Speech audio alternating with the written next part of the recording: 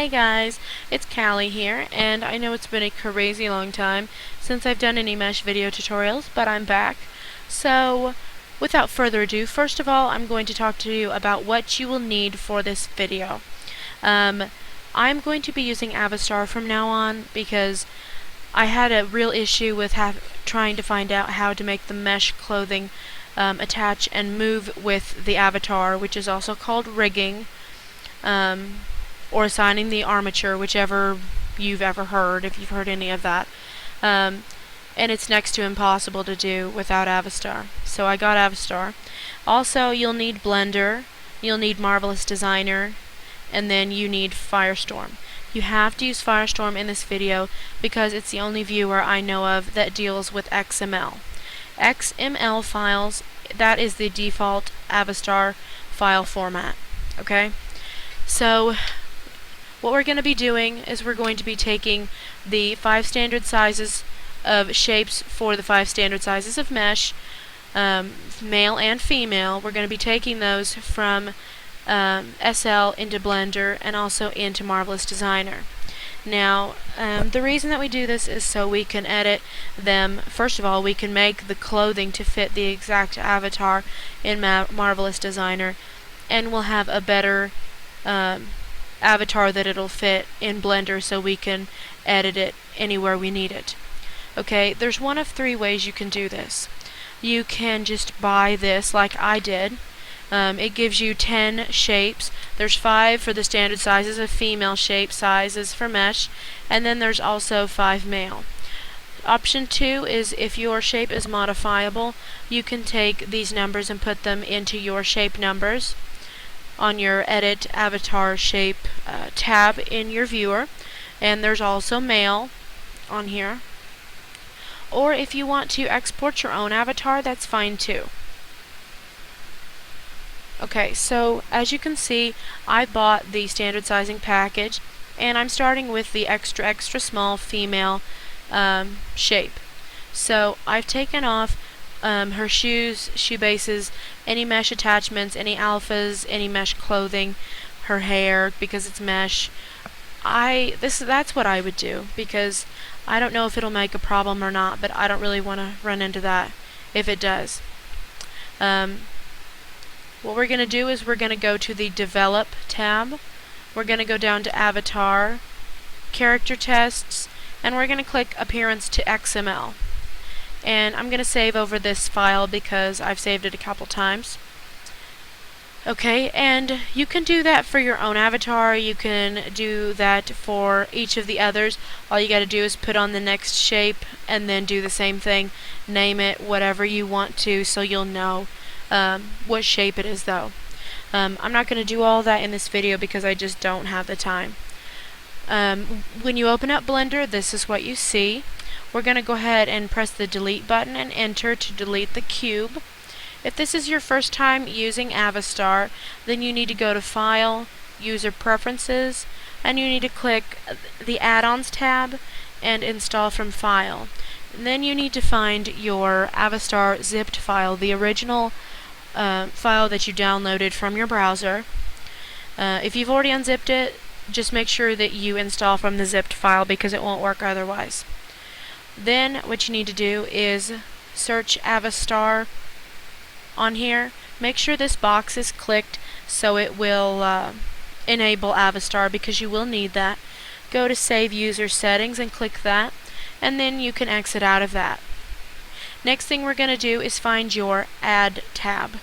Now if you're using an old version of Blender, it'll actually be up here somewhere, but if you're using the new version of Blender, it's down at the bottom. And we're going to add Avastar. What this does is it adds the default Avastar avatar.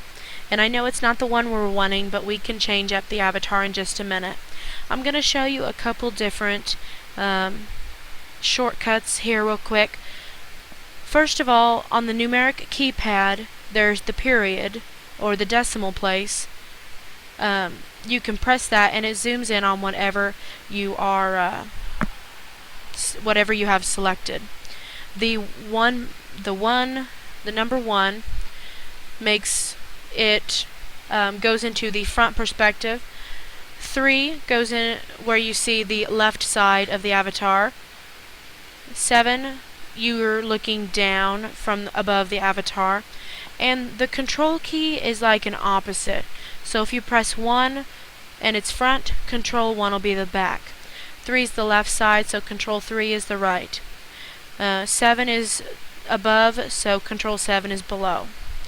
When you press 1 and then 5, it's called a front ortho perspective, where it looks like it's laying down, which is my personal favorite because it's easier to see everything that's going on. Okay, now 2, 8, 4, and 6 on the numeric keypad. 2 and 8 rotate, I guess you would call it vertically, and 4 and 6 rotate clockwise and counterclockwise. Okay, the next thing we're going to do is go over here where there's that little box. We're going to scroll down to where it says avatar shape. We're going to click load shape and find your XML that you just exported from your viewer. And there you have your avatar. Now, so in order to save this and export it into Marvelous Designer, we want to freeze the head with the torso with the legs. So what we're going to do is select the head, hold down the shift key as you select the torso and the bottom half.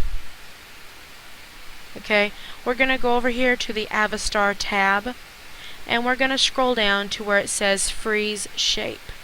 And we're going to make sure all of these are checked. And then we're going to freeze selected. And as you can see, it makes it one avatar. Now, there are eyeballs here, but we don't need them, so just don't worry about it.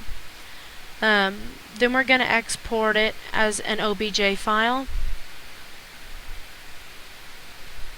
And what you need to do, I almost forgot, you have to click selection only. Make sure that is checked, or it will bring in your armatures from those little yellow rims around the avatar.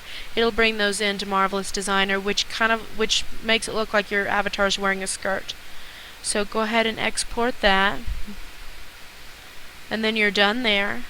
Go ahead and open up Marvelous Designer. Now, like I said, the reason that we want, a lot of designers will tell you to use the default avatar, but I don't like to do that because you can make the mesh for each size and just scale it. So that's what I like to do. Also, another thing, when you make mesh, you will be exporting it. You can export, I believe what you export it as is Collada. I'm not positive. But also, in addition to exporting, also save the garment. Okay? Make sure you do that because it'll save, like, I guess you would call the project, so you have this, not just the mesh clothing. Okay, what we're going to do here is we're going to click this to just unstick the clothes, so to speak, from the avatar. And we're going to go into File, Import OBJ. And we're going to find our OBJ that we just exported from Blender and import it. Make sure you load as avatar, and I would click Auto Scale. And there your avatar is in Marvelous Designer. In the next video, I will show you how to use the different tools in Marvelous Designer. I'm not going to show you everything, but I will show you everything you need to know. Well, I guess I will see you in the next video, and thanks for watching, guys.